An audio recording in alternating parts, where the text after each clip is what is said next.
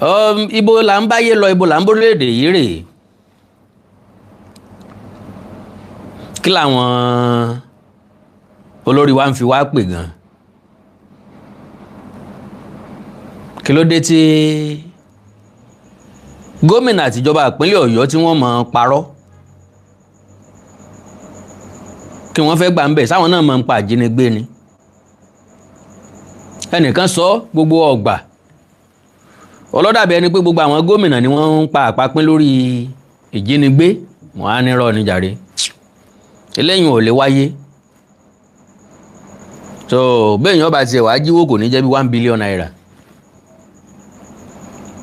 Wọ́n lẹ̀ ní àwọn ajínigbé béèrè 1 billion. Wọ́n béèrè ílọ́ọ̀sì méjì. Wọ́n béèrè nǹkan ìjà ogun. Wọ́n sì béèrè òfin ṣàríà. N tá ń gbọ́ yọ̀ ọ̀tọ̀ọ̀tún ni, tàbí n tó ṣẹlẹ̀ gangan tàbí tí wọ́n lọ ṣẹlẹ̀ gangan ọ̀tọ̀ ni. Àmójú ajé kò ní sọ. N tíjọba ìpínlẹ̀ Ọ̀yọ́ sọ, n táwọn tó wà nígbèkùn sọ, torí principal yẹn fọ̀rọ̀ léde.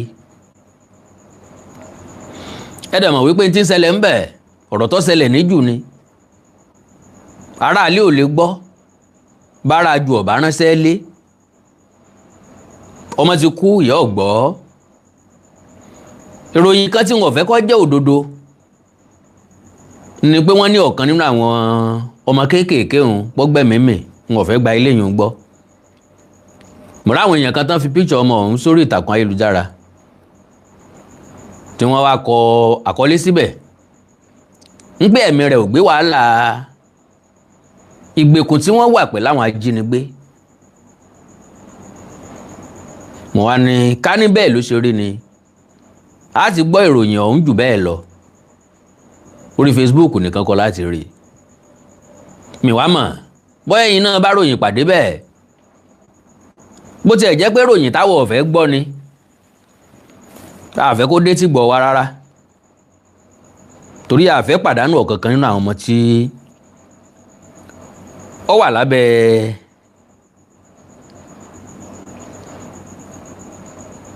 ó wà lábẹ́ àwọn tó mú wọn sìn àbí tí wọ́n kó wọn papá mọ́ra. Ìjọba ìpínlẹ̀ Ọ̀yọ́, ìjọba àpapọ̀, stop playing politics with our lives. Stop playing politics with those innocent children's lives. Bẹ́ẹ̀ ṣe bímọ tí náà la ṣe bí tiwa o. Ìbí òjò bí bá a ṣe bẹ́rù la ṣe bọ́ mọ́. Ó rí bẹ́ẹ̀ láyé àtijọ́, kò rí bẹ́ẹ̀ mọ́ ní ìsìn. Bá a ṣe bí ẹrú kọ́ la ṣe bí ọmọ. Ibi tí wọ́n bí ẹrú sí ọ̀tọ̀, ibi tí wọ́n bí ọmọ sí ọ̀tọ̀. Bàbá tó wà wò dáadáa, a tún pé bá a ṣe bí ẹrú la ṣe bí ọmọ. Kẹ́nẹ̀dé, ìyá tó bí ẹrú ó lóyún ẹ̀ ó rù ká fóṣù 9. Ìyá tó bí ọmọ ó lóyún ẹ̀ ó rù ká fóṣù 9. Ṣùgbọ́n kọ́ ọmọ ó tó dẹrú ọmọ lọ́kọ́kọ́ jẹ́. Gbogbo ilé tán ti bímọ pátápátá láti kí wọ́n kú ewu ọmọ. Orí tó yin orí ọlá àkọ́kọ́ kí wọ́n kú ewu ọmọ. Orí tó yin orí òtòṣì tó yin orí ẹrú, adélé wọn akíyà àkókò pókó àrùsọ. So ìyẹn túmọ̀ sí pé bá a ṣe bẹ́rú ńlá ṣe bí ọmọ. Kádàrá ló pin lọ́tọ̀ọ̀tọ̀. Ní tí wọ́n ń pè ní ìṣẹ́ àtòṣì, ó ní grade, ìpele ní bí aṣọ àlùbọ́sà. Ṣùgbọ́n ìṣẹ́ àtòṣì gangan, which is poverty, is your inability to afford your needs. Success is your ability to afford your needs without bothering anybody. Yìí ṣe ìgbà tí èèyàn bá ní bílíọ̀nù bílíọ̀nsì nínú àkáǹtì kó tó wà successful. Success is of the heart. So far you can afford what you will eat. O lè afford oúnjẹ méjì lójúmọ́. Ẹnìkan kan ra sọ sí Ọlọ́run, wọn àbọ̀ sọ sí Ọlọ́run. Ó wọ bàtà àlùkù lọ́dọ̀ ẹnìkan kan. Ó wà successful. O lè afford n tó fẹ́ jẹ, n tó fẹ́ jẹ, n tó fẹ́ wọ̀, n tó fẹ́ lò. You are successful. Kò dìgbà téèyàn bá ní mọ́tò tàbí èèyàn kọ́lé kó tó wà successful. All right. Success ń gbà mí determine pẹ̀lú àwọn nǹkan yẹn o. God bless you. Now, gẹ́gẹ́ bí àlàyé tí mò ń ṣe, tí ó sì wù mí kẹ́yìn abiyamọ kẹ́ ẹ bá mi pín fídíò yìí dáadáa. Torí pé ó gbọ́dọ̀ dọ́dọ̀ Seyi Makinde. Ó gbọ́dọ̀ dọ́dọ̀ Speaker of the House nípínlẹ̀ Ọ̀yọ́.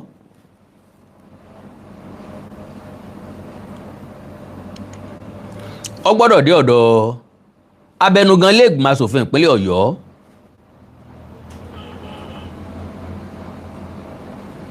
God bless you, sir. God bless you, ma. Ẹ káàbọ̀. So, ó wà very, very unfortunate pé àwọn kìíní ọ̀hún play politics pẹ̀lú life àwọn ọmọdé yìí. According to that woman, ó ló ti pé 23 or 24 days táwọn ti wà ń bẹ̀, tí wọ́n ti ń wẹ̀wù kiri, ẹ̀wù kan ṣoṣo kiri bí ewúrẹ́. Wọ́n wẹ̀wù kan kiri bí àgùntàn. Torí àwọn bàbá wa ní àgùntàn nìkan ni kì í paṣọ ìsìn dà.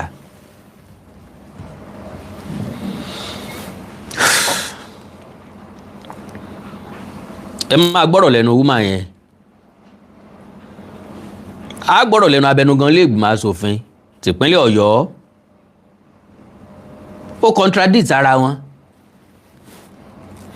Màmá yẹn gangan mọ̀ wípé wọ́n ń play politics pẹ̀lú ìgbésí ayé àwọn ni. Because ọ̀tọ̀ ní nǹkan táwọn ajínigbé ìbéèrè lọ́wọ́ wọn, ọ̀tọ̀ ní nǹkan tíjọba fi síta. Lóòótọ́ kò wùjọba kí wọ́n ké gbàjarè tẹ́lẹ̀tẹ́lẹ̀ tàbí kí wọ́n sọ nǹkan tí wọ́n fẹ́ gbà lọ́wọ́ wọn tẹ́ ẹ bá gbàgbé.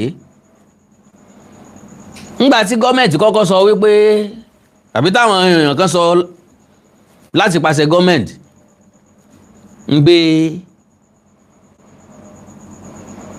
agreement ń lọ lọ́wọ́ àbí negotiation ń lọ lọ́wọ́, mo sọ̀rọ̀ jáde mo ní tó fi tán fi wí bẹ́ẹ̀ àjẹpọ̀rọ̀ ń pa ká sọnù.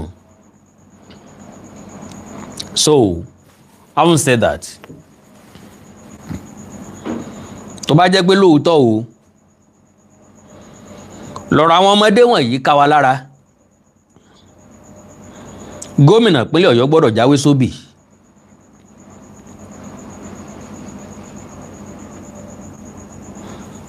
Ẹ gbádùn mi,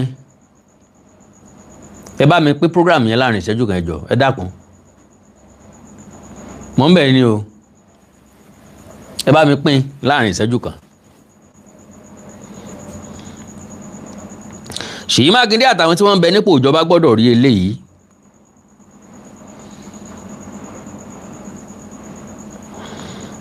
Kí wọ́n lè mọ̀ wípé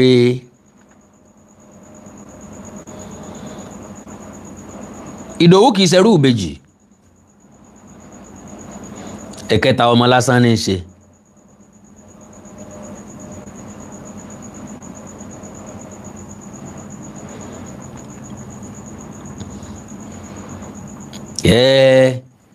Níbo náà ni wọ́n ó jí sí kaná fẹ́ jí. Sírú àdúrú ìjọba ìpínlẹ̀ Ọ̀yọ́ bá fẹ́ jí 1 billion naira táwa ẹ̀sẹ̀ ń pákéjì ẹ̀, kò make sense mọ́ náà. Kò make sense mọ́ náà. It doesn't make sense. So, èmi ò gbà wípé wọ́n fẹ́ jí ni. Then, kí wá ní karamọ̀ tí Seyi Makinde bá lọ ẹ̀ṣẹ́ ẹ̀lẹ̀ tọ́lọ ń promise àwọn ìyá ọlọ́mọ, àwọn mọ̀lẹ́bí, ìyá wọn ń ṣiṣẹ́ lórí ẹ̀. Bẹ́ẹ̀ bá ń ṣiṣẹ́ lórí ẹ̀ṣẹ́ ẹ̀ka iye ọjọ́ tán ti wà ń bẹ̀ ni 23-24 days. Àbí ń táwa ń rí kọ́lẹ̀ yìí ń rí, àbí ń táwa ń rò kọ́lẹ̀ yìí ń rò, àbí bó ṣe rí lọ́kàn wa kọ́ ló ṣe rí lọ́kàn yín. Seyi Makinde ó rè kí Adélabú Pẹ́ńkẹ́lẹ́ fún ti àbúrò rẹ̀ àti àwọn ọmọ rẹ̀ tí wọ́n jí kó, ó rè kí ń lé. Ó dà bẹ́ẹ̀, olówó ń sọ̀rí olówó, òtòṣì ń sọ̀rí òtòṣì, àwọn eléyìí lọ̀rẹ́ tèmi.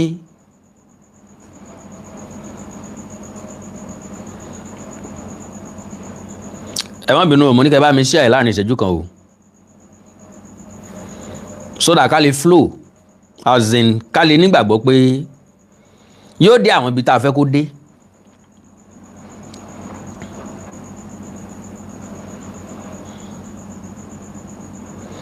Ẹjọ́ mi kọ́ o.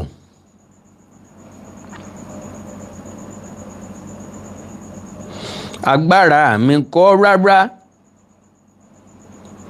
agbára mi kọ́ o, wípé mo wà láyé mo tún wà láyé, Ọlọ́run mi ló ń ṣe bẹ́bẹ́.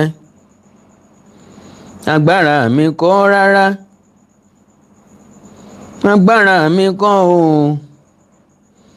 wípé mo wà láyé mo tún wà láyé, Ọlọ́run mi ló ń ṣe bẹ́bẹ́.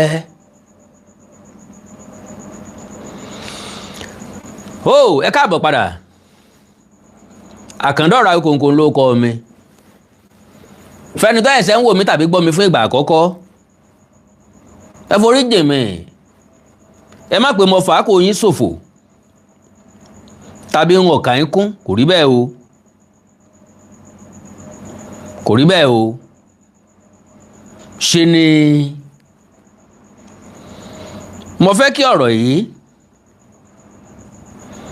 kó dé àwọn ibì kan. Ṣé mọ̀ pá kíkanjú kan ò lè dógun sẹ́ bí ọba sá látìlẹ́yìn fún. Now mo ṣì ń bọ̀ o.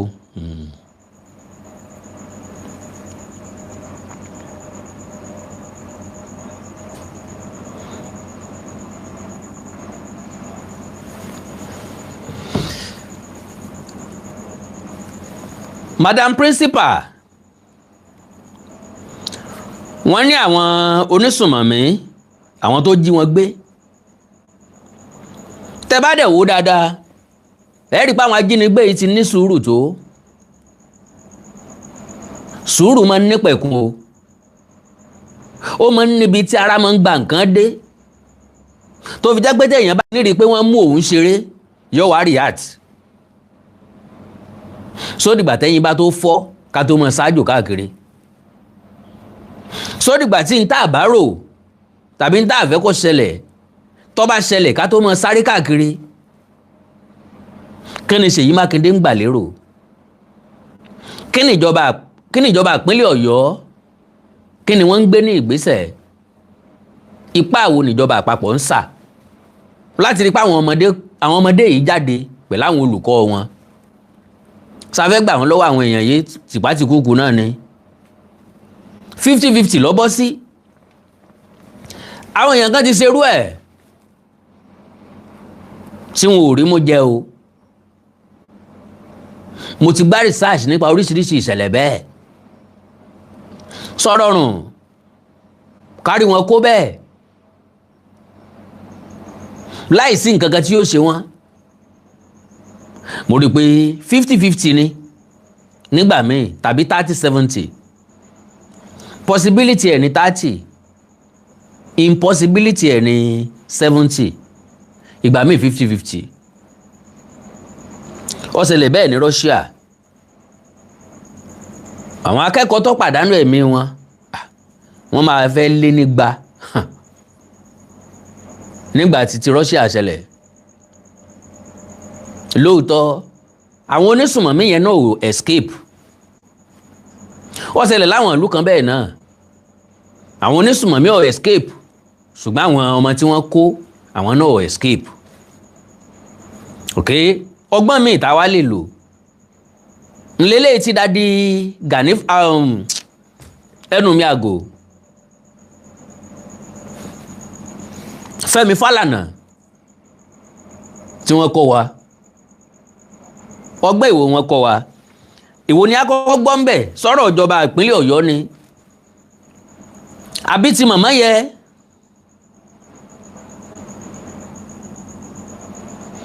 àbí ti màmá yẹ àbí ti Fẹ́mi Fálànà ẹjẹ́ akọ́kọ́ gbọ́rọ̀ lẹ́nu ìyá yẹn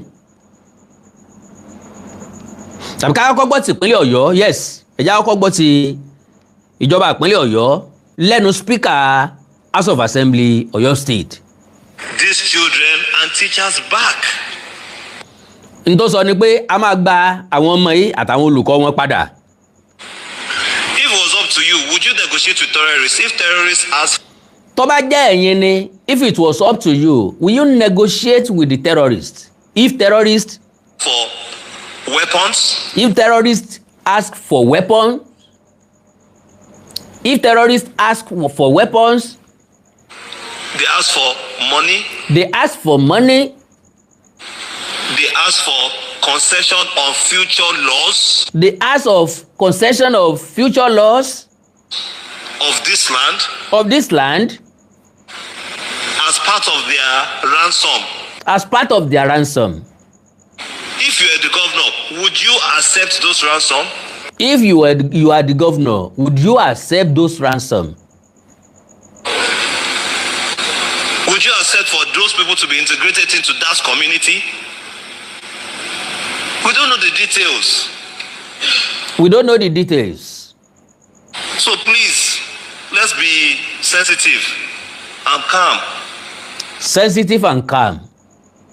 Ìgbà òjò ń lọ, ìgbà ẹ̀rùn ń lọ, ẹni ká dìsà ìjò kó le. Ńjọ́ la tó fẹ́ pa nǹkan tí ń bẹ nínú ẹ̀ calm till when? Ìbéèrè tó yẹ ká béèrè lọ́wọ́ ìjọba ìpínlẹ̀ Ọ̀yọ́ nìyẹn. Yorùbá sá sọ wípé sùúrù tó lọ́jọ́ kò ṣòro mú. Sùúrù tí ó wà lọ́jọ́ yìí ńkọ́. Sóyè òye spíkà tí ń sọ̀rọ̀ yìí wípé ẹni tó wà nílé ní gbádùn ẹni tí ń bẹ lọ́gbà ẹ̀wọ̀n ò gbádùn. Kò sábà sí yàtọ̀ nínú ọjọ́ lọ́gbà ẹ̀wọ̀n bí ó bá ti sí kàlẹ́ndà tó fi mọ̀ pé ó ní Sunday ó ní Monday ilẹ̀ ń ṣú ilẹ̀ mọ́ náà ni àwọn èèyàn tí ń bẹ́ńgbèkùn àwọn èèyàn tó wà nígbèkùn wọ́n ṣe kí ni wọ́n wà nígbèkùn. You do not know the details. The more you negotiate with these people, the more you are going to embolden. Ọ̀dà tẹ́ ẹ bá ní tá a bá dùnádùrà pẹ̀lú wọn yóò mọ̀ fún ọ ní liver yóò mọ̀ fún ọ ní sàn yóò mọ̀ fún ọ lágbára wọn ò lè máa ṣe síwájú àti síwájú sí dáì kí lọ̀nà àbáyọ. Bàbá fẹ́ wá gbòó dẹ́kun ṣé lórí àwọn ọmọ eléyìí láti wá gbòó dẹ́kun àbí lẹ́yìn tá a bá gbà wọ́n tán ńlọ ẹ̀ka tó bẹ̀rẹ̀ wá gbòó dẹ́kun. Ọjọ́ wo la fẹ́ kòǹbù nínú gbó wa ọjọ́ wo la fẹ́ rú jáde la fẹ́ bí ìgbà téèyàn bá dẹ̀gbẹ́ ọdún. Ẹ gbọ́dọ̀ lẹ́nu àwọn Fúlàní kan náà alright ẹ já gbọ́ nǹkan tí màmá yẹn sọ.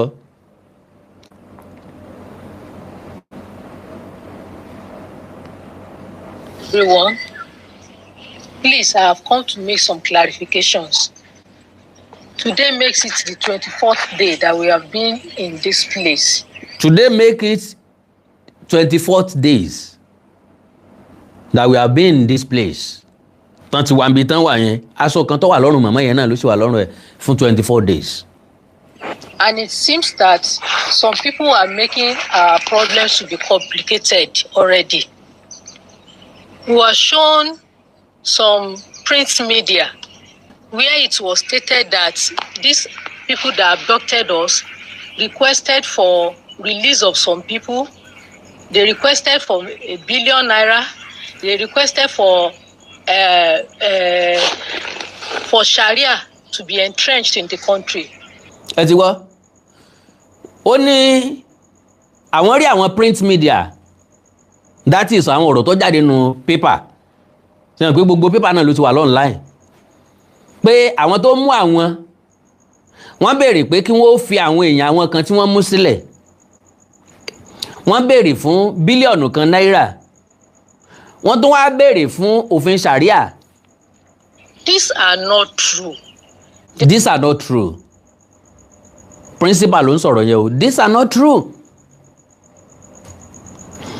ọ̀gá speaker dẹ̀ confam ẹ̀ níbẹ̀ yẹn pé wọ́n request fún weapon, wọ́n request fún owó, wọ́n request fún àtúnṣe òfin. Ní tí gbogbo wa gbọ́ nìyẹn, tí gbogbo wa sọ nípa ẹ̀ nìyẹn. Principal tó wà nínú àhámọ́ sọ wípé kò rí bẹ́ẹ̀. Ẹ gbọ́ nǹkan táwọn yẹn ń fẹ́, ẹ gbọ́ tí wọ́n béèrè lọ́wọ́ ìjọba. Tẹ́mi ò dẹ̀ rò pé yóò nira fún ìjọba, ó yẹ kó nira fún ìjọba láti ṣe. Bó bá wá jẹ́ pé tí wọ́n ń béèrè lélẹ́yìí, èbó tó ṣe pẹ́ńsù ló ṣe résà. Bó bá wá jẹ́ pé lóòótọ́ làwọn èèyàn ń béèrè nǹkan yẹn tẹ́lẹ̀tẹ́lẹ̀, ṣùgbọ́n lójú kámẹ́rà tí màmá yìí sọ báyìí á jẹ́ pé nǹkan tí wọ́n ń béèrè ní ìsìn nìyẹn. Anything ló lè jẹ́ kí nǹkan change. Òrejò ń sá, ejò ń sá, ń lọ̀rọ̀ àwọn ajínigbé. Àwọn fúnra lára wọn ò fẹ́ kú. Wọ́n dẹ̀ mọ̀ pé gbogbo nǹkan táwọn ń ṣe lọ́lọ́jọ́ 24 days, oṣù kan 30 days tí ń kárẹ̀ ẹ lọ. Oúnjẹ mélòó wọ́n gbé sínú igbó bí tán wà? Ọ̀nà wo lóúnjẹ ọgbà dọ́dọ̀ wọn? Pẹ̀lú àwọn ológun security agencies tó ti yí gbogbo igbó ká, tí wọ́n monitor situation tó ń lọ, tó fún wọn ní grace and opportunity láti arrest àwọn èèyàn 6. Àwọn tó wà nínú igbó náà observe pé omi ọ̀tẹ̀ yìí wọ́n sàn gbọ́n tí ń lọ nígboro, bí ó bá jẹ́ bẹ́ẹ̀ wọ́n ní mú print media jáde fáwọn tó wà nígbèkùn gbèsè rí o, ẹ gbọ́ nǹkan táwọn èèyàn yín sọ o, nǹkan la béèrè lélẹ̀ o, sáà béèrè bẹ́ẹ̀. Wọ́n lè tipa bẹ́ẹ̀ yí òun padà kí wọ́n tún àdéhùn ṣe. Nígbà tí Israel àti Hamas ń jà, wọ́n negotiate náà, kò sí ogun náà láyé. You are still going to the table, you are still coming back to the table. Russia, Ukraine, ọ̀pọ̀lọpọ̀ àwọn èèyàn bá wọn dá sí. Wọ́n pè wọ́n wá, Russia make request ẹ̀, Ukraine dànù gba tó kọ́kọ́ tí ọ̀kọ́kọ́ tẹ́ wọn lọ́rùn pé rárá àwọn ò lè gbà, àwọn ò lè gbélé, àwọn ò lè yọ ilé, àwọn ò lè ṣe. Ogun dẹ̀ tó tẹ̀síwájú. Ńgbà tó yálẹ̀ tó máa béèrè fún ceasefire kì í ṣe pé kó gun ọ́ tán, ìyẹn ni pé ẹ sì dáwọ́ dúró ná. Ẹ̀yin ẹ má yìnbọn láti bẹ̀ wọn, káwa náà má yìnbọn láti bí, ká mọ́wọ́ dúró ná. Ceasefire. Hamas ó kó àwọn ọmọ Israeli ń gbèkùn, àwọn ọmọ Israeli náà kó ọmọ Hamas ní gbèkùn. Ẹ fẹ́ gbé èèyàn yàbí ẹ fà wọn tọ̀dọ̀ wálẹ̀, ìyẹn àlè fi gbogbo wọn lẹ̀ lẹ́ẹ̀kan náà, 10 lákọ̀ọ́kọ́ release, ẹ release 10 wá, no release 10. Bí wọ́n ṣe gba èèyàn wọn tán nìyẹn. Ká jẹ́ pé àwọn tí ń bẹ ní inú igbó yìí, wọ́n ní ẹ yọ̀ǹda àwọn èèyàn wọn, àwa náà sì ti lọ́mọ lọ́dọ̀ wọn. Àwọn èèyàn tí ó wà ní Abolongo tó wà Lágòdì tó jẹ́ èèyàn wọn, iṣẹ́ kí wọ́n ń ṣe fún ìjọba níbi tán wà. Ẹran tó mérè ìjẹ ló jẹ́ kí gbẹ̀gìrì ọ̀sán, kí gọ́ọ̀mẹ̀ntì tó release wọn fún wọn, ẹ release àwọn èèyàn wọn fún wọn, ẹ jẹ́ kán máa lọ, káwọn náà dẹ̀ release àwọn èèyàn wa. Gbogbo àrà tẹ́ bá fẹ́ dá ní time yẹn, you are free to do it. Kì í ṣe lórí àwọn ọmọ tí ń bẹ́nu gbòye o. Wọ́n gbọ́ ọmọ àbúrò Adélabú, ìgboro ò sinmi mọ́ o. Lẹ́yìn ọjọ́ kẹta wọ́n gbà wọn kalẹ̀. Ẹ wo báwọn ọmọ yẹn ṣe rí after 3 days. After 3 days ń tẹ̀ sọ fún wa ní pé ẹ ti kó wọn lọ sí hospital, ẹ ti kó wọn lọ sí therapy oríṣiríṣi. How much more àwọn ọmọ tí wọ́n ti lò 24 days nínú igbó. Wọ́n máa àbúrò Adélabú tí wọ́n mú. Inú ilé ńlá wọ́n fi wọ́n sí o. Níbi tí wọ́n tó gbé solar fan sí wọn lọ́dọ̀ tó ń fàtẹ́gùn sí wọn. Wọ́n mọ̀ pé wọ́n ìsọmọ ọ̀ṣẹ́, wọ́n ìsọmọ ẹ̀yà. Wọ́n gbé solar fan sọ́dọ̀ wọn kó orú ọmọ bá mú wọn. Wọ́n ní access sí tọ́lẹ̀tì. Wọ́n lè gbọ̀nsẹ̀. Wọ́n lè wẹ̀. Bó jẹ́ pé wọn ò ní lè wẹ̀. Wọn ò lè febi pa wọ́n, wọ́n ò fún wọn lóúnjẹ.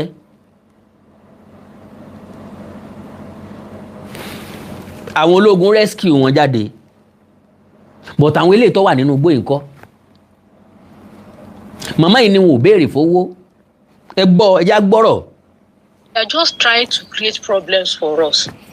We have been here since we have not been forced to worship in Islamic way. Ẹ gbọ́rọ̀ tó sọ.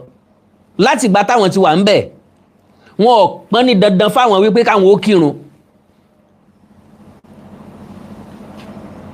bó bá jẹ́ pé ọ̀rọ̀ Islam ní ń bẹ lọ́kàn wọn wọ́n ti fún gbogbo wọn lágé náà ó pé dandan ẹ̀kọ́ bá ṣe ń kírun ẹ gbọ́dọ̀ máa kírun lójoojúmọ́ ọ̀tọ̀ ní request wọn wọ́n dẹ̀ wà clear about it kí ló dé tí gómìnà Seyi Makinde àtàwọn ìsọ̀ǹgbè rẹ̀ kí ló tán play politics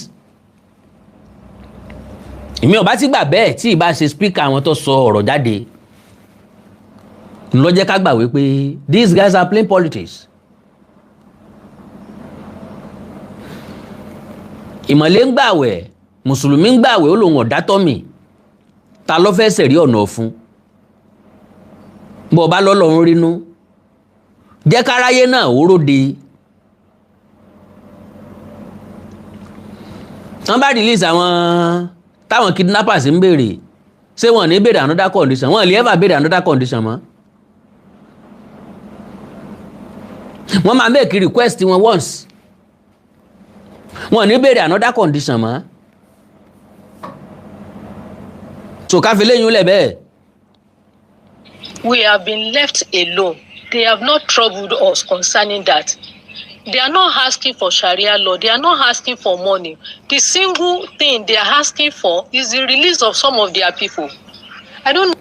Ẹ gbọ́rọ̀ báyìí wọn ò béèrè fún Sharia law wọn ò béèrè fowó 1 billion naira wọn ò béèrè fún ta ló wá kúkú story pé wọ́n ní káre san 1 billion naira kan sínú àkáǹtì kan ní Kotonu because every one of us mọ̀ pé ẹni tí ó send owó sínú àkáǹtì kan ní Kotonu èèyàn kan sá lọ gbà báǹkì tàbí wọ́n transfer ẹ̀ kó nínú báǹkì níbi kan wọ́n sá transfer ẹ̀ sí báǹkì kan sáà ni wọ́n ní àkáǹtì kan wọ́n sá send ẹ̀ sí. Government lè ṣiṣẹ́ pẹ̀lú government Republic of Benin àti Nàìjíríà wọn ṣẹ̀ṣẹ̀ máa ṣiṣẹ́ papọ̀ lórí issue.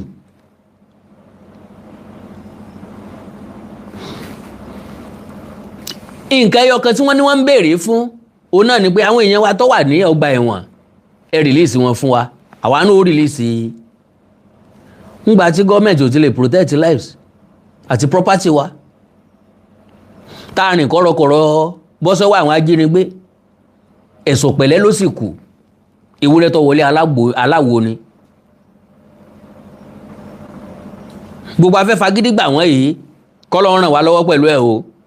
Know why they are peddling this rumor to make it complicated for us.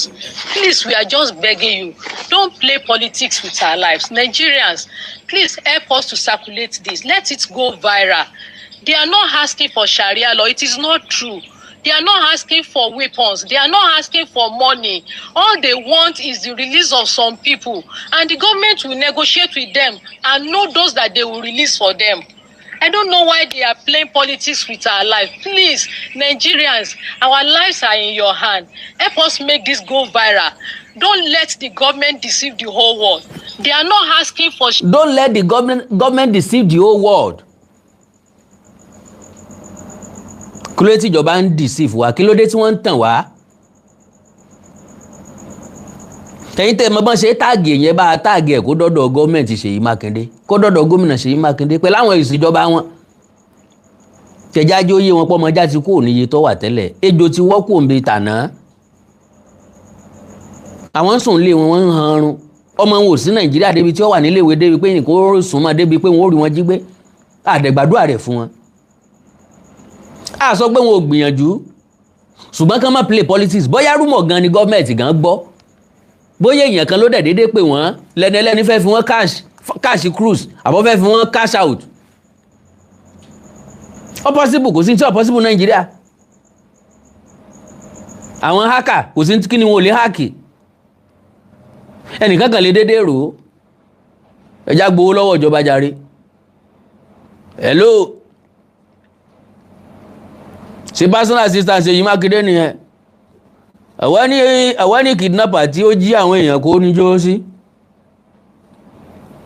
àwọn fẹ́ sọ nǹkan tí àwọn fẹ́ gbà àfẹ́ gbà 1 billion naira kílòsì méjì àfẹ́ kẹ́sà àtúnṣe sí òfin Sharia ní Ọ̀yọ́ state ẹnìkan lè kú ẹ̀ because àwọn tó kidnap gangan lélẹ̀ wọ́n ní tí àwọn tán béèrè kọ́ nìyẹn. Sharia, they are not asking for money, they are not asking for weapon. All they want is release of some of their people. Please let everybody know about it. Ẹ dákun lórí ọ̀rọ̀ wa náà ni mo tún wá sí. Òní ló di ọjọ́ 24 tá a ti wà níbí.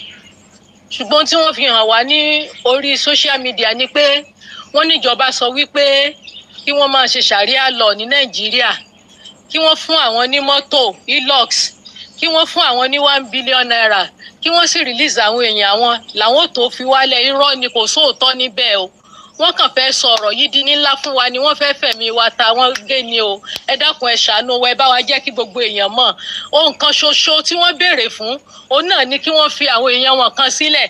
Wọn ò béèrè owó lọ́wọ́ wọn, wọn ò béèrè mọ́tò lọ́wọ́ wọn, wọn ò béèrè ìbọn lọ́wọ́ wọn, wọn ò béèrè Sharia lọ́wọ́ wọn. Látijọ́ tá a ti débì wọn sọ pé dandan ká mọ kírun níbí. Wọ́n fi wá sílẹ̀ jẹ́jẹ́ wa ni. Ẹ dákun ẹ jọ̀ọ́, ẹ má jẹ́ kí wọ́n sọ̀rọ̀ yìí di ńlá mọ́ wa lọ́wọ́. Ẹ má jẹ́ kí wọ́n bà tiwa jẹ́. Ẹ dákun, ẹ̀mí wa ó wà lórí okùn ni. Ẹ dákun torí Ọlọ́run ẹ jọ̀ọ́, ẹ bá wa jẹ́ kí gbogbo àwọn tó yẹ ó gbọ́. Ohun kan ṣoṣo náà ni wọ́n béèrè fún, the release of their people. They have not asked for any other thing. Wọ́n béèrè any other thing. Ẹ jọ̀ọ́ ẹ má jẹ́ kí wọ́n tún yírọ̀ ìmọ̀ wa lẹ́sẹ̀. Ẹ dákun ẹ jọ̀ọ́ ẹ ṣàánú wa. Ẹ dákun ẹ jọ̀ọ́. Wow. Ọ̀rọ̀ èmi àti yín jọ gbọ́ yìí o.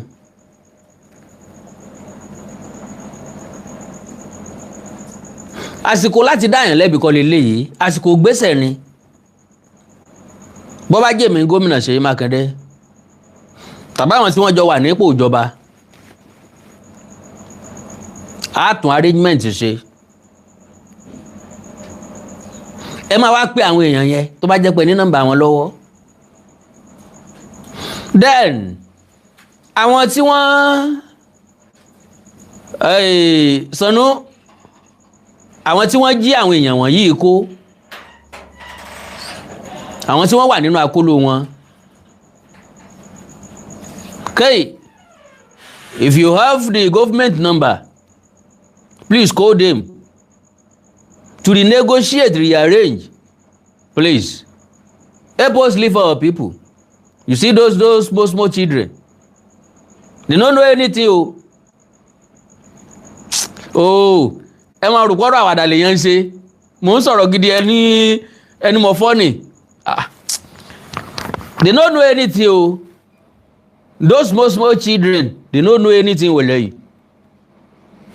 Please, we are begging you. Government will do the needful. They will release your people. We will beg them to release your people. Please, help us leave those children. They don't know anything. The governor, now they cause all this nonsense. God bless you. God bless you. We know, say, you be fathers. You go get children. If you not get children for now, you go get children in future. Nothing will happen to your children. Nothing will happen to your wives. Allah go be with you. You no go see wahala. You no go see fitina. Kindly help us leave those children. Gómìnà Seyi Makinde, abẹnugan Lagbara Asofin ìpínlẹ̀ Ọ̀yọ́, à ń bẹ̀ yín ni o. We are not putting any blame to you. Please, let's stop this politics. Let's stop pretending as if everything is going well or things are normal. Ẹ jáwé sóbì, ọjọ́ ń lọ, ẹ jáwé sóbì. A ti advice yín sẹ́yìn wípé ká má lo agídí, that you should not use force. Negotiate with these people. They have calmed down. They want to listen. They are making their request. They want to make request. Just listen to them, do what they say, and our people will be free. And we will stop all this clamoring, this noise.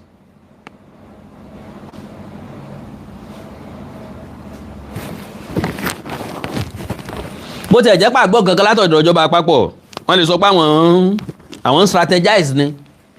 Ọlọ́run fún strategy wọn ṣe o. Ọlọ́run fún strategy wọn ṣe o. Mélòó làwọn èèyàn ẹ kọ́kọ́ béèrè àwọn èèyàn wọn tó wà ní ọgbà ẹ̀wọ̀n Lágòdì àtàbólóńgó, how many are they? Ṣé wọ́n tó 100 ni? Wọn ò lè tó 100. Wọ́n sá list orúkọ wọn fún wa.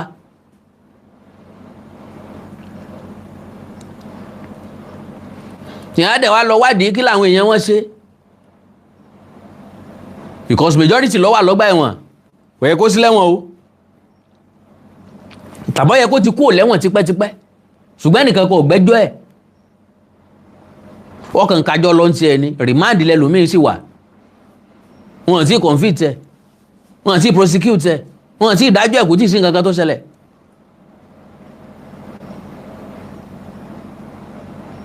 So, Ọlọ́run ràn ìjọba lọ́wọ́. Àbí o, wọ́n lè sọ pé àwọn strategize ni o. Kò sí ń téèyàn, kò sí ń tí ò lè ṣẹlẹ̀ Nàìjíríà o. Àwọn olórí tá a dín, ẹ má jẹ́ àṣepè fún lálẹ́ yìí. Ẹran ìbọn lọ́pọ̀ nínú wọn. Wọ́n kàn dàwọ̀ èèyàn bóra ní ẹranko lọ́pọ̀ jù nínú wọn. Ẹja sọ bẹ́ẹ̀. Kennedy tí wọ́n fi jẹ́ ẹranko. Lásìkò ìjọba ológun, iléèwé wa dá o. Gbogbo iléèwé ló ń function. Àwọn clinic wa ń function. Ojú ọ̀nà wọ̀ báàdì tó báyìí. Gbogbo nǹkan wà in place. Àwa la kàn sọ pé a fẹ́ jọba kanjú ko dictatorship, a fẹ́ freedom of speech, freedom of movement. Àti wá rí báyìí. Lẹ́yìn freedom of speech àti freedom of movement wá, gbogbo nǹkan wá dojú dé.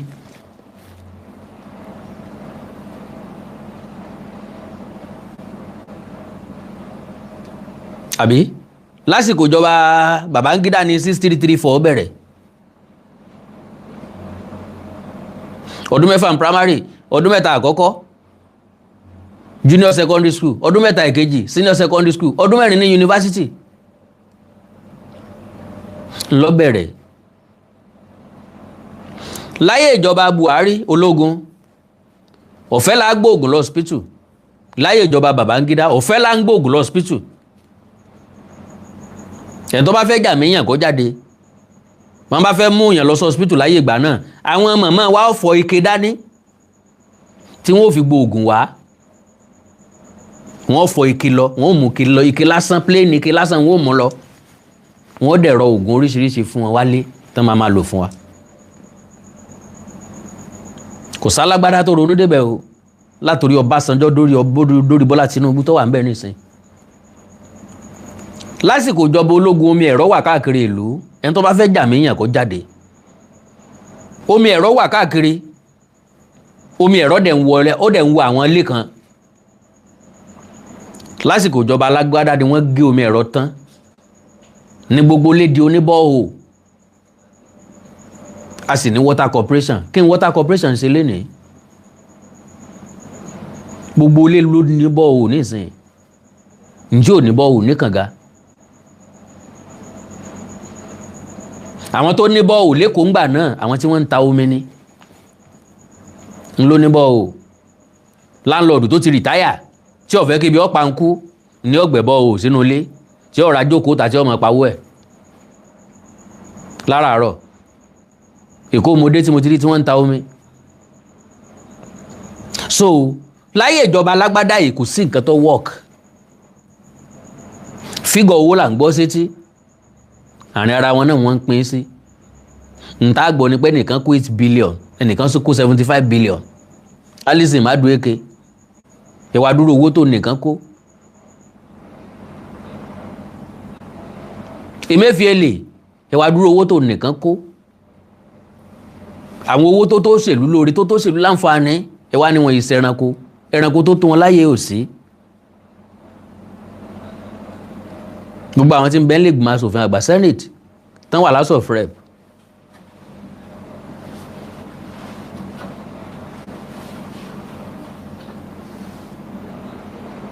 èwo nu wọn ńlọrọ̀ tí wà ń bẹ̀, èwo nu wọn lóru dáadáa sí wa, èwo nu wọn ló fẹ́ ká gbégbé ayé tó dáa. Kí wá ni wọ́n ń tò láti ẹjọ́ ẹ̀ láti 1999 tí wọn ò tí ì rí tòdì sìn, tó fi jẹ́ pé láńṣẹ́ fún gbogbo ẹni tó bá wá. Ọbásanjọ́ dé láàrin ọdún 8 ṣe lọ́dà wípé kó tètè máa lọ. Yar'Adua àti Goodluck dé ṣe lọ́dà wípé kó tètè máa lọ, pé nira ti pọ̀ jù kó máa lọ, ẹlòmíì ó mú dẹ̀rù wá. Buhari débẹ̀ ṣe lọ́dà bẹ́ẹ̀ ni pé kó má wulẹ̀ wá rárá, kí lè rí ládé ṣe mistake kọ́ la ṣe yìí. A tún ti ń pariwo bẹ́ẹ̀ láyé Tinubu. Ariwo everybody ń pa lónìí o, ìpìlẹ̀ everybody ń sẹ́ lónìí o. Ṣé Tinubu fẹ́ overturn ìpè yìí? Ságo ilé yìí kò lórí Tinubu. Ní tí máa ń bí èèyàn nù ni pé kó lóṣèlú ọmọ ti deliver kí wọ́n máa ronú second term. Kó lóṣèlú ọmọ ti deliver kán máa ronú position míì tán tó fẹ́ dì mú. Ó wà very very disturbing. Àkàndá ọ̀rọ̀ Awíkonko, ẹ̀yin tẹ́ ẹ wà nípínlẹ̀ Ọ̀yọ́, ẹ bá wa plead sí Seyi Makinde. Gómìnà gangan lè má negotiate pẹ̀lú àwọn èèyàn yìí. Àwọn tí wọ́n ń pè náà ò ní pe gọ́vnọ̀, wọn ò sá lè mọ nọ́mbà gọ́vnọ̀. Ṣùgbọ́n ta ni wọ́n pè, ta ló connect wọn? A ti sọ fún wípé gbogbo ajínigbé ni wọ́n ní negotiator, àwọn tí ọmọ bá wọn dúnadúrà, wọ́n bá wọn dúnadúrà, káwọn bá sọ̀rọ̀ nílé ìjọba bó wọn ṣe ní nọ́mbà ń tàn lọ́wọ́, ta ló fún wọn nínú igbó, owó táwọn ti béèrè ẹ̀, ta ló bá wọn gẹ̀ẹ́tì ẹ̀. Kò sí nǹkan téèyàn ò lè gẹ̀ẹ́tì. Ilé ayé tàwa ti wà connected.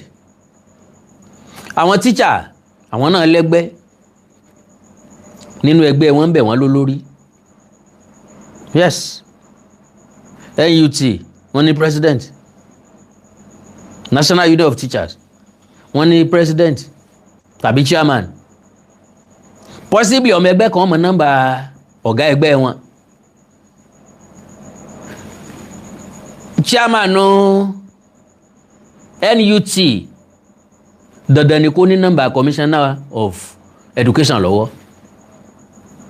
Ilé ayé ti wà connected. Commissioner of Education dandan ni kó ní nọ́mbà gómìnà lọ́wọ́ náà ó di commissioner ò sì wá ní nọ́mbà governor tàbí ní àwọn tó súnmọ́ governor. Ilé ayé wà connected. Ká mọ̀ wulẹ̀ túbẹ̀ wọn. Anybody tó wù kí wọ́n pè, ẹ bá wa sọ fún tàn wípé bóyá ọ̀tọ̀ ni tí wọ́n béèrè lọ́wọ́ ẹ̀, bóyá kò gbọ́ dáadáa, ẹ já gbà pé kò gbọ́ dáadáa. Ńlá wa ń sọ fún tàn wípé wọ́n ò béèrè 1 billion naira o, ẹ bá wa yọ sẹ́gbẹ́ kan. Wọ́n ò béèrè nǹkan ọjà, ẹ bá wa yọ sẹ́gbẹ́ kan. Wọ́n ò béèrè òfin ṣàríà, ẹ bá wa yọ sẹ́gbẹ́ kan. Ní tí wọ́n ń béèrè ni àwọn èèyàn wọn tí wọ́n arrest kan bá wọn release wọn. Kò sí gọ́ọ̀mẹ̀ntì náà láyé tí wọ́n máa ń sọ̀rọ̀ ẹ̀fún tí ò ní release àwọn èèyàn tán bá mú sígbèkùn. Èmi ò tí ì rírí o. Bí Israel ṣe lágbára tó, wọ́n release ìgbèkùn Hamas. Lẹ́yìn ìgbà náà làwọn yẹn náà tó release àwọn ọmọ Israel o. Ojú gbangba táyé, ojú gbangba wálíà náà ti release wọn.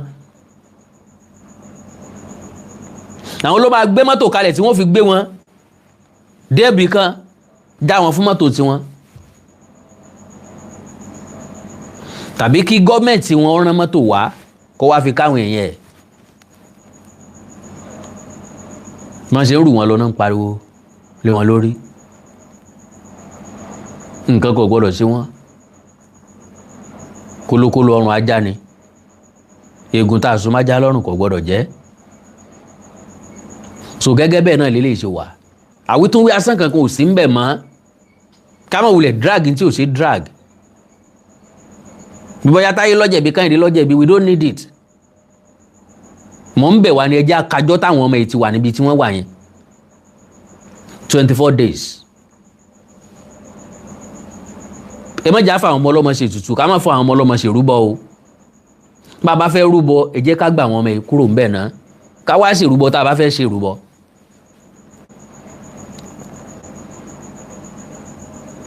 so àánú Olódùmarè ò ní fi wá sílẹ̀ o dandan ni wọ́n ó rìlíìsì àwọn tó ń béèrè yẹ ìgbà náà tó máa gba àwọn tó ń fẹ́ gbà ìkọ̀rà ọgbọ́n òdigi so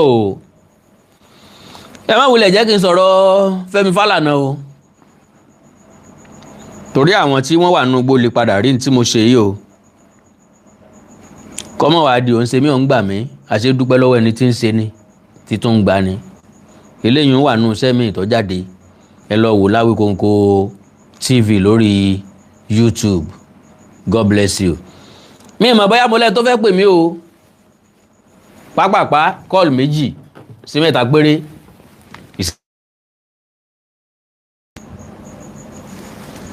ìṣẹ́jú kọ̀ọ̀kan +234 915 147 9599 +234 915 147 9599 nọ́mbà tẹ́ máa pè sínú o àti +234 904 851 9362 +234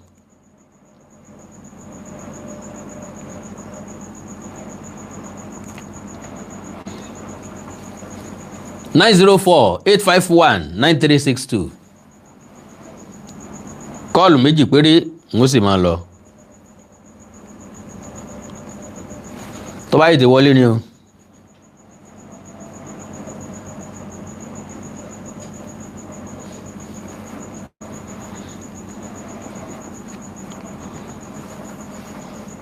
Seyi Makinde ń parọ́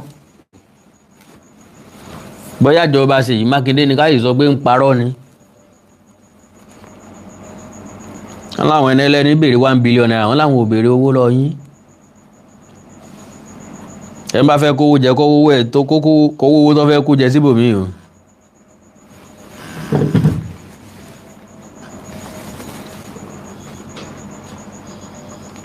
ìgbìyànjú mi lè pí kọ́ọ̀lù mẹ́yẹn o fóònù tí mo fi ń ṣe program nìyẹn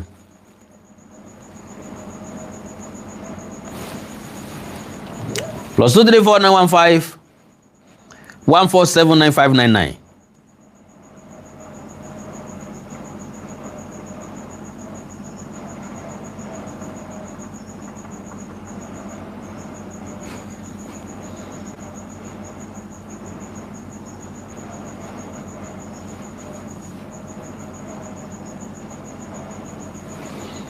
+234 915 147 9599 ìgbìyànjú lè pè sórí yẹn o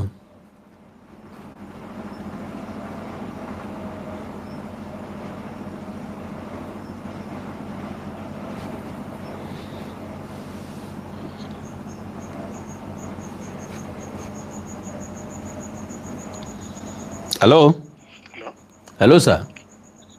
Chief Awíkóńkó. Yes, sir. Ẹ kú ètò. Yes. Ó yà mí lẹ́nu pé gbogbo nǹkan tó ṣẹlẹ̀ yìí, ó ti fẹ́ di politics, wọ́n ti sọ di politics and it's so sad. Kò dẹ̀ yẹ kó rí bẹ́ẹ̀. Kò dẹ̀ yẹ kó rí bẹ́ẹ̀ rárá. In fact, ó kàn ra nǹkan tí mo fẹ́ sọ gan wípé gbogbo wa bá ṣe ń sọ̀rọ̀ Seyi Makinde ẹ jọ̀ọ́ mo fi Ọlọ́run bẹ̀ wá pàápàá jùlọ àti gbogbo wa bá ń sọ̀rọ̀ àti gbogbo àwọn èèyàn gan generally nílé ẹ má jẹ́ ká rí i pé Ọ̀yọ́ state ni wọ́n àtàkì o ẹ má jẹ́ ká rí i pé àrò ìṣẹ̀lẹ̀ náà àtàkì o Nigeria government job ni o government Nigeria náà àtàkì o eléyìí tí Tinubu ń ṣe bíi pé kò kán Ọ̀yọ́ state ni wọ́n fi ń ṣe politics ni Nigeria government ni wọ́n àtàkì o kò ń ṣe Seyi Makinde o Number 2, èmi tún wá ní ọ̀rọ̀ kan tó tún yàtọ̀ sí ilé tó ṣẹlẹ̀ yẹn. Mo wo fídíò woman yẹn. Okay, notice kìíní kan psychologically. Mr. Wikoko. Ṣé mọ̀ pé gbogbo ọ̀rọ̀ tó ń sọ pé àwọn ò béèrè owó àwọn òṣèkìíní kan ó lè jẹ́ irọ́ o. Ẹ má ti sọ pé kí n mò ń sọ, ẹ jẹ́ kí n ṣàlàyé fún yín. Ṣé ẹ rí ọ̀rọ̀ tó ń ṣẹlẹ̀ yìí? Wọ́n fẹ́ Islamize Nàìjíríà. Ṣé ẹ dẹ̀ rí president wa? Ó ní nǹkan tó sọ fún àwọn Fulani oligarchy kó tó di pé ó di president. Now ọ̀rọ̀ ti wá ń change, gbogbo nǹkan tó yẹ kó implement ẹ̀. Àwọn Fulani oligarchy yìí wọ́n tún wá notice wípé Islam ti ń kásì ní Nàìjíríà. Bọ̀bọ̀ kan wà táwọn alálẹ̀ṣẹ̀ gbèdìtà wọ́n ń pe ọ̀bọ yẹn ní MS Baba. Kíkẹ́ àtọ́lá Ọlọ́run kó máa bá bọ̀bọ̀ yẹn. Sàlálàwà máa sàlàbí nǹkan kó máa bá. That guy bọ̀bọ̀ yẹn tẹ́ bá mú iṣẹ́ tó ń ṣe. Ṣé rí àwọn tó fẹ́ Islamize Nàìjíríà tí wọ́n á rí wípé réètì tí nǹkan fi ń lọ nígbà tó bá fi máa tọ́dún kan sọ́dún méjì wọ́n lè dúró mọ́. Ọ̀rọ̀ Islam yẹn kìíní ò ní wọ́ọ̀kì mọ́ dáadáa o. Ìdí tí mo fi ń sọ fún yín pé àwọn gọ́ọ̀mẹ̀ntì wà wọ́n wà capable ni pé ẹ wo lówó kí odidi chief máa mú ìlú kó máa jáde pé ẹ̀sìn wa ní ká pa gbogbo wọn bẹ́ẹ̀ yẹn wọ́n gbégún mi wọ́n ṣe gbogbo ẹ̀. Àtijọ́ tá a ti ń pariwo Olúwo tí ìwọ̀n ìbọ̀bọ̀ chief máa mú wo ó sọ pé kán pààyàn kán máa káwọn mọ́ ṣèjọba rẹ̀ ṣẹ̀ṣà ṣé wọ́n pè for questioning. Ẹ jẹ́ wá call attention yìí sí kankan. Níjọ́ tí Israeli àti Palestine tó ń jagun tán fẹ́ bẹ̀rẹ̀ ogun tí bọ̀bọ̀ yẹn tó ṣe fídíò tó pa àwọn ọmọ báwọn support Palestine ṣe rí pé bí ìjọ́ kẹta ó tún sáré kọ́ tó sọ pé àwọn ò support o àwọn ò ṣe kíní kan you know why wọ́n sáré pèpè àlàyé don't go there o because ọ̀rọ̀ yẹn ti fẹ́ dọ̀rọ̀ Amẹ́ríkà tó fẹ́ máa bọ́ Amẹ́ríkà wọ́n sáré wọ́ọ̀nù ẹ̀ bọ́ gbogbo nǹkan tó ń ṣe ká máa pààyàn wọn ò wọ́ọ̀nù ẹ̀ sọ̀rọ̀ yìí wà complicated ju nǹkan tẹ́ ń rò lọ ṣe wá rí nǹkan tí mo ṣe sọ pé mo ní contrary opinion ni wípé ṣe láti ìgbà tí wọ́n ti wá sọ wípé ṣàríà kan gbé ṣàríà tán ti list gbogbo demand wọn yẹn ṣe rí ọ̀rọ̀ ṣàríà yẹn tẹ́ bá wọ̀ on Twitter on X Ọlọ́run o tẹ́ bá rí bí àwọn youth ṣe wá jáde tán wá ń àtàkẹ́ àwọn mùsùlùmí gan tí wọ́n á dìrì pé àwọn ti di endanger species ó wá pọ́ sí wọ́n dẹ̀ ti mọ̀ pé gbogbo election tó ń bọ̀ yìí ṣé àwọn pé gbogbo election àná wọn fọ̀rọ̀ àwọn mùsùlùmí ní Christian ni wọ́n rí pé gbogbo election tó ń bọ̀ yìí náà pé ó máa affect àwọn muslim ó máa kò ń sọ̀rọ̀ pé kí ni ó máa affect candidate wọn pé gbogbo tí tó báyìí pé tẹ́ ẹ bá ti dìbò fẹ́lẹ̀ ó máa gbé sàríà wá ni àwọn náà tún lọ pé àwọn pípù yẹn pé ẹ wá ẹ sọ pé ẹ béèrè sàríà ẹ sọ pé ẹ béèrè owó ẹ sọ pé kankan fún àwọn èèyàn nílẹ̀ ni so ọ̀rọ̀ yìí kò ń ṣe ọ̀rọ̀ pé ọ̀rọ̀ yẹn ó wà complicated. Hello, sir. Politics ni right but kò ń ṣe simple politics báwa ṣe rò yẹn so wọ́n jọ ń communicate torí ẹ̀ mo ṣe sọ fún yín tí gọ́ọ̀mẹ̀ntì bá fẹ́ gbádùn gbogbo àwọn kìíní ó simple gan Babangida sọ wípé no Abacha ni ó sọ pé tí surgency tó bá last ju 24 hours lọ gọ́ọ̀mẹ̀ntì tó wà ní power ó mọ̀ ń pa ẹ̀ so gbogbo eléyìí wọ́n padà wọ́n lọ ń tún nǹkan náà sọ wọ́n lọ ń tún sọ ni wọ́n béèrè fún hello baba ọmọ ti rí reaction yes sir. ẹ rí i pé mo máa ń sọ pé Yorùbá mi complete. yes sir. kò sẹ́kù síbi kankan o mo mọ tí mo ń sọ o. ẹ rí i pé nínú ọ̀rọ̀ tí mo sọ gbólóhùn kan pé tá a bá bú ọba tá a bá bú ọba lẹ́yìn tá a wá dójú ẹ̀ tá a láàbù mọ́ ẹ jẹ́ àgbà pé àbú ọba mọ́ that is ká ní wọ́n béèrè tẹ́lẹ̀tẹ́lẹ̀ ṣùgbọ́n tí woman yìí fi sọ̀rọ̀ bẹ́ẹ̀ yẹ á jẹ́ pé ọwọ́ ti kọwọ́ náà nìyẹn rearrangement ti wà renegotiation ti wà ń bẹ̀ ṣé understand? yes sir. ìsọ wípé possibly àwọn tó wà nù gbó lè padà mọ rí nǹkan tèmi ń sọ yìí ní gbogbo àgbékalẹ̀ mi yẹ pé kí gọ́ọ̀mẹ̀ntì ó wá renegotiate pẹ̀lú wọn báyìí lórí nǹkan tí wọ́n ní wọ́n béèrè báyìí ṣẹ́gẹ́tì mi. that is the best thing to do. mo ní mo fẹ́ lo fídíò kan tẹ́lẹ̀ mo wá rí i pé fídíò yẹn máa complicate nǹkan tí mo ti sọ níbẹ̀rẹ̀ ni mo fi wá negate ẹ̀ mo fi wá erase ẹ̀ kúrò pé mi ì lò mọ́. confirm. torí pé life àwọn èèyàn yẹn wà very very important to us. confirm. bó bá jẹ́ pé lóòótọ́ la fẹ́ help wọn o tá a fẹ́ kí n táwa bá ń tún sọ kó tún dákúnlé ayé tí wọ́n ń nu gbóǹbẹ̀. confirm. God bless you sir. mo understand nǹkan tẹ́ ń sọ you are very very on point 100% sir. thank you thank you that you understand. Honestly. ẹ jẹ́ ká pamọ́ síbẹ̀ yẹn. God bless you, sir. Wọ́n ti sọ pé àwọn ò fẹ́ sáré àmọ́ àwọn ò fẹ́ kìíní kí gọ́ọ̀mẹ̀ntì kan tètè release àwọn èèyàn wọn. That is it. ṣé rí àwọn èèyàn dẹ̀ máa ń sọ kankan why are you negotiating with terrorists nìkan. Amẹ́ríkà làwa ń gbé Amẹ́ríkà gan máa negotiate ẹ máa tanra yín. Kò sórílẹ̀-èdè tí ò kì í negotiate. if the life of anybody is at stake wọ́n á pè wọ́n wá negotiate. Èmi tiẹ̀ sọ kinní kan tiẹ̀ sọ fún àwọn fòfin ṣàríà kankan láwọn fẹ́ gbogbo ẹ̀. Kí ló dé tí gọ́ọ̀mẹ̀ntì tán sọ pé òkè gbogbo nǹkan tẹ́ fẹ́ àfúnyín tán bá dẹ̀ ti ṣe tán kán dẹ̀ gbà ọmọ yẹn tán bá ti gbà ọmọ yẹn kán wá mú gbogbo wọn pátá kán wipe wọn out. It is what government can do. God bless. Never do it. God bless you, Baba. God bless you, sir. God bless you, Baba. Àwọn ibi tá a fẹ́ sọ̀rọ̀ dé náà lẹ́nu ti sọ̀rọ̀ dé o, Baba. All right, ìgbìyànjú the effort. Brother mi. Brother mi. Mo ti ń gbọ́ yín báyìí. Bẹ́ẹ̀ ni. Ẹ kú àsìkò yìí bàbá mi jàre àwa nìyàn. ẹ kú iṣẹ́ pásítọ̀ ìsà. Àwa nìyàn. Abámúnárí dá sí ọ̀rọ̀ kan bíi méjì ni. Ó yá. Bàbá ṣe rí ọ̀rọ̀ tí mo ti fẹ́ sọ̀rọ̀ lè sọ tẹ́tẹ́lẹ̀ náà. Nínú ẹni tó bá lóye tó bá jẹ́ ẹni tó gbọ́n tọ́lọ́ndẹ̀ fún ní ọpọlọ. Mo rí pé program tẹ ṣe lé ní lítà. Mo rí pé nǹkan tẹ ṣe ẹ ń sọ nǹkan mi tẹ̀lé pé kí obìnrin sọ̀rọ̀ bí tí mo fẹ́ sọ̀rọ̀ lọ́mọ. Mi ni máa sọ̀rọ̀ lọ. Àsọmọ ọgbọ́n. Lóòótọ́ wọ́n ti change demands ọwọ́ ti kàn wọ́ obìnrin sọ̀rọ̀ sí báwọn kan tẹ̀kí bí sọ̀rọ̀ lọ́mọ bàbá mi ó ti pèsè pé tí wọ́n bá tẹ̀wá tó wá gbọ́ wọ́n bá tún gba tí àwọn ìjọba bá fún ní demands wọn tán tí wọ́n tún fáwọn èèyàn níyà alẹ́ tó ń kọ́ tí wọ́n fáwọn ọmọ wa lẹ̀ ń kọ́ tí wọ́n gbà tán tún béèrè nǹkan mi aṣáárí àwọn terrorists àrí àwọn bandits yìí tó jẹ́ pé wọ́n máa béèrè ransom lọ́wọ́ èèyàn fẹ́yà lọ more than million wa bọ́lá mo 50 million wa tó bá fún 50 million tó bá ti gbà tán wọ́n tún ní mú mi wà ààrẹ ló jẹ́ pé bá kò rí fún ọgọ́ padà pa á nù tó bá tún ṣe yẹn ń kọ́ so níbi tí bí èmi ò ní sọ̀rọ̀ lọ bẹ̀ yẹn ṣùgbọ́n wọn lọ́mọ tó fi tó bá wọn ò ṣe kìíní yẹn mọ́ ṣùgbọ́n ọ̀rọ̀ tẹni tó dẹ̀ sọ̀rọ̀ náà sọ̀rọ̀ àwọn náà rí ọ̀rọ̀ sọ nínú ọ̀rọ̀ tí wọ́n sọ kò sí àṣà àwọn nǹkan tí wọ́n lè yọ̀dà nínú náà ṣùgbọ́n yẹn gbọ́dọ̀ fẹ́ gbogbo sọ̀rọ̀ tán ìgbìyànjú nǹkan tẹ sọ pé láti àwọn èèyàn wá wà stake ìgbìyànjú but bàbá.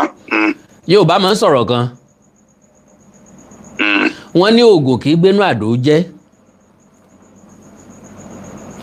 àyàn àbí orí ṣé kí n kọ́ọ̀tì kí n tó máa sọ tí mo fẹ́ sọ làbẹ́ ń gbọ́ mi. ẹ̀mí ń gbọ́ yìí. ṣé mọ̀ wípé ẹyẹ kan wà tá a máa ń pè ní orí. ok mo ń gbọ́ yín bàbá. ẹ mọ̀ àbí ok ẹyẹ orí ó dàbí òdèrè kókò. now àwọn bàbá wa wá kírètì ìtàn kan wípé ó lọ sọ́dọ̀ babaláwo àwọn babaláwo ẹ̀ wá jẹ́ àyàn àti ìrà wọ́n wá sóògùn ó lọ béèrè pé òun fẹ́ sóògùn làyà wípé oògùn tó fi jẹ́ pé tó bá ti ráwọn máa dámọ̀ àyà máa ń já òun máa fò lọ pé òun fẹ́ oògùn làyà débi pé tó ń bá rí wọn ní ìjà láyà mọ́ wọ́n wá fún lóògùn pé kó lọ lò ó kò tí ì wá lò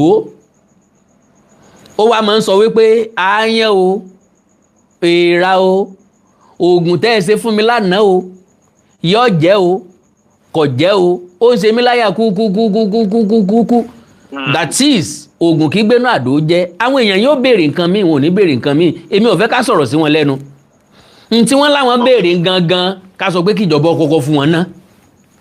fún wọn náà all right. that is it.